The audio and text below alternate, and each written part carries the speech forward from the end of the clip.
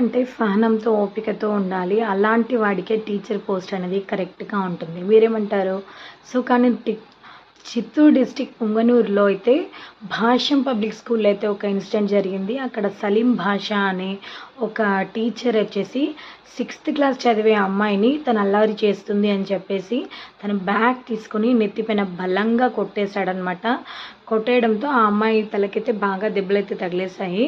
So, తను ఇంటికెళ్ళిన తర్వాత మదర్‌కి అయితే చెప్పింది. హాస్పిటల్‌లో చెక్ చేసుకున్నప్పుడు సో, హెడ్ అనేది కొంచెం ఈ విధంగా లోపలికైతే వెళ్ళిపోయిందనమాట. అంటే కొంచెం ఇప్పుడు సొట్టబడినట్టు అవుతుంది కదా! సో, అలా అయితే పడిందనమాట స్కాన్‌లో.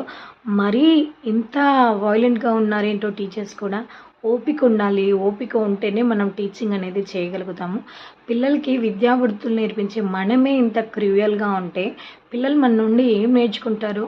సో, రౌడీలాగా ఎలా బిహేవ్ చేస్తారు? అంత ఓర్పు లేకపోతే సో, ఇంట్లో ఉన్న మీకు ఉన్న ఫ్రస్ట్రేషన్ మొత్తం తీసుకొచ్చి పిల్లల పైన ఎలా రుద్దుతారు చెప్పండి? సో, అలా కొట్టడం అనేది కరెక్ట్ కాదు.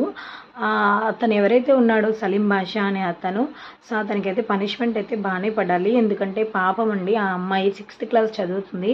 సో, పాపం హెడ్‌కి అలా కొట్టడంతో ఇంటికొచ్చి వాళ్ళ మమ్మీకి అయితే చెప్పింది. తర్వాత సో, తనకి ఎలాగో ఉంది, ఏదేదో చేస్తుంది కొంచెం అంటే డాక్టర్ దగ్గరికి తీసుకెళ్తే డాక్టర్ స్కాన్ చేసినప్పుడు ఆ విధంగా అయితే కనిపించిందనమాట.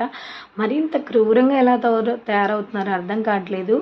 సో, టీచర్‌కి ఓపిక, సహనం ఉండాలి. పిల్లలకి మంచి చెడు చెప్పాల్సిన టీచరు ఇలాంటి బుద్ధులు తనకుంటే ఇంకా టీచర్ దగ్గర నుంచి పిల్లలు ఏం నేర్చుకుంటారు చెప్పండి? సో, రాక్షస టీచర్‌లాగా తయారైపోతున్నారు. టీచర్స్ అందరూ కూడా కాదండి. సో, కొంతమంది వల్ల మిగతా అందరికీ కూడా బ్యాడ్ నేమ్ అనమాట. సో, మనం చేసే పనుల నుంచి పిల్లలు నేర్చుకుంటారు ప్రతి ఒక్కటి. సో, అదే కానీ మనం ఇలాంటి పనులు చేస్తే వాళ్ళు కూడా ఓహో! సో, కోపమొస్తే ఇలాగే కొట్టాలేమో, ఇలాగే చేయాలేమో అని అనుకుంటారనమాట. అందుకనేసి మనం మాట్లాడే మాటలైనా, మనం చేసే బిహేవియర్ అయినా పిల్లల పైన చాలా ఎఫెక్ట్ పడుతుందనమాట. మనకు ఓర్పు, సహనం ఇవన్నీ ఉంటేనే మనం ఆ టీచర్ ప్రొఫెషన్‌కి కరెక్ట్‌గా సెట్ అవుతామండి. మనకంత ఓర్పు, సహనం అనేది లేకపోతే మాత్రం అస్సలు ఆ ప్రొఫెషన్‌కి సెట్టే అవ్వము. ఎందుకంటే దాంట్లో చిన్న చిన్న పిల్లలు ఉంటారు. చాలా డిఫరెంట్ మెంటాలిటీ అయితే ఉంటుందన్నమాట. సో, అలాంటి పిల్లల్ని హ్యాండిల్ చేయడానికి మనకు చాలా అంటే చాలా ఓపిక అయితే ఉండాలి. అందుకనేసి సో, ఓపిక ఉంటేనే మనం ఆ ప్రొఫెషన్‌కి వెళ్ళాలి. అంతేకాని సో, ఏదో సాలరీ కోసం అయితే వెళ్ళాల్సిన అవసరం లేదు. సో, అలా వెళ్ళే వాళ్ళు మాత్రం ఇలాగే చేస్తూ ఉంటారు. సో, మీరేమంటారు కామెంట్ చేయండి. సో, ఆ సలీం భాషా అనే అతనికి ఎలాంటి శిక్ష పడాలో కామెంట్ చేయండి. ఆ టీచర్ చేసింది కరెక్టా?